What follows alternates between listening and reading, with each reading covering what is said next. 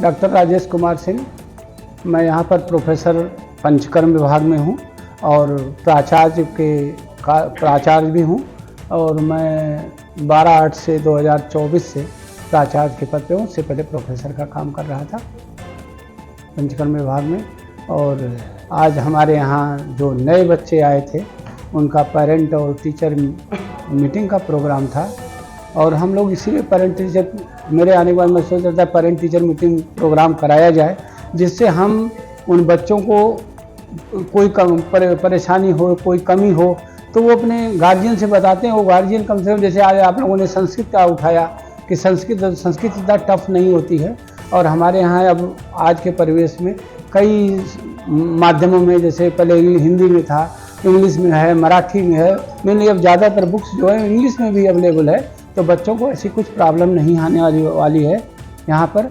और बस उनको बच्चों को लगन से बढ़िया से करना है। और हमारे यहाँ 24 ब्रांच में एमडी होती है और वो जनमानस तक पहुँचाना है कि जैसे पहले जो 8 अंग हुआ करते थे, काय बाल ग्रह, काय माने चिकित्सा मेडिसिन डिपार्टमेंट, बाल माने बाल रोग, ग्रह माने भूत विद्या, जो हमारे यहाँ ग्रह बाधा का भी डिपार्टमेंट है।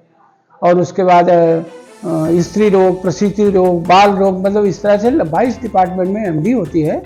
और सारी औषधियों का जैसे द्रव्यगुण विभाग होता है, रस औषधियों के लिए रस विभाग होता है, सर्जरी का अच्छा जो अब तो हमारी सरकार ने, केंद्र सरकार ने दे दिया कि आपको जितनी भी सर्जरी सुश्रुत में दी गई है उस सर्जरी करने का अधिकार है।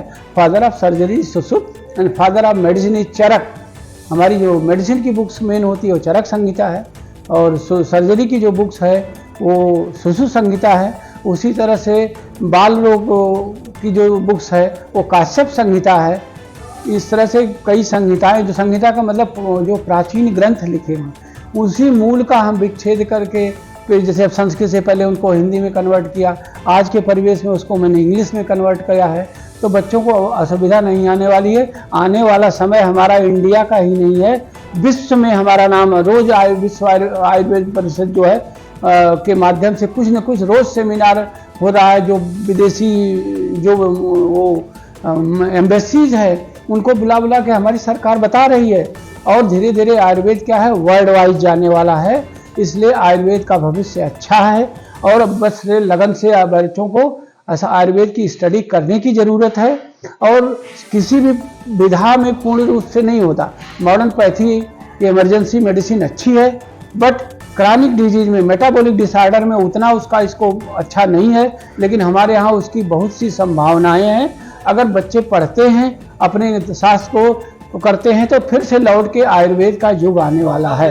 बच्चे जो निर्धन बच्चे हैं, जो सक्षम नहीं है पढ़ने में, और जैसे आप लोग फीस ले रहे हैं कॉलेज की ओर से, तो क्या उनके लिए भी संस्थान ने कोई व्यवस्था बनाई है? दरअसल ऐसा है कि संस्थान में कुछ लोगों को, बच्चों को स्कॉलरशिप समस्या होती है।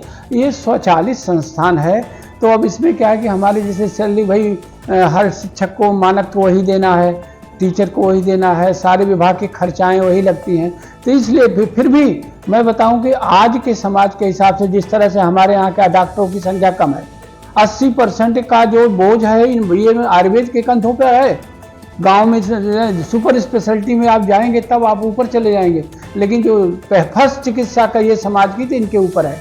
और उस हिसाब से अगर आप मॉडर्न के परिवेश में देखेंगे तो शायद बहुत सस्ती चिकित्सा दी जा रही है, ताकि ज़्यादा से ज़्यादा के लोगों को हम वो क्या ना से चिकित्सा समाज के अपने कर सकें।